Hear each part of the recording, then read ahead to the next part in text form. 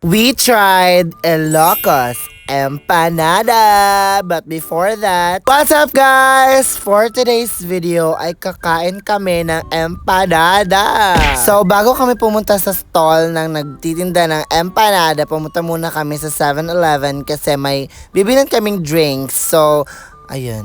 Yung drinks na binili namin that time is Milo. Tapos, yung worth niya is 49 pesos. Diba? Nagtimpla na lang sana sa bahay, bakla. So, ayun, na-miss kong mag-voice over vlog. Or should we say vlog? Kasi it's been such a long time na parang 1 month na since I posted my last video, diba? And I miss it so much. Puro na lang kasi skits yung pinapost ko, bakla. Wala din naman kasi tayong masyadong ganap sa life. So, kaya wala tayong vlog. Diba? So, natagalan ako that time sa pagpipili at yung ending din naman is Milo din yung kinuha ko. Gumaya na lang ako sa kanila. Paglabas namin, may sumigaw, "Hoy! Huwag niyong pakialamin yung bag ko!" Parang ganun. Malapit lang naman kami sa bag niya kasi andon yung basurahan. Leche. So, ayan. Ito na yung nilolook forward talaga namin, yung empanada. So, nag-order na kami. Yung tag 60 pesos lang din yung kaya namin that time. So, ayun. Nag-wait kami for 20 minutes kasi hindi pa sila nakapagluto, ayun.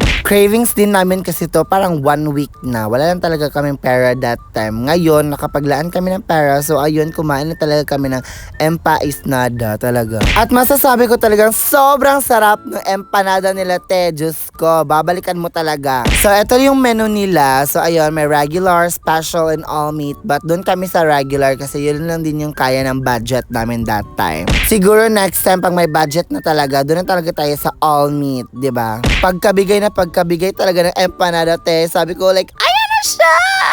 Te, sobrang laki ng empanada. Hindi ko in-expect talaga kasi this is my first time eating empanada and this is worth 60 pesos. And guess what? Hindi din namin naubos kasi feel ko din yung empanada na yan is good for 2 person. At dito talaga ako napasabing, unang kagat, laman agad. Plakado. Sobrang sarap talaga, te. Promise, I swear. Pero hindi ako nagsuka. Gusto ko sa ketchup lang. Yun. Mas masarap kasi siya for me sa ketchup. So, ayun. Dito na lang yan. Dating vlog. Bye! Ayan.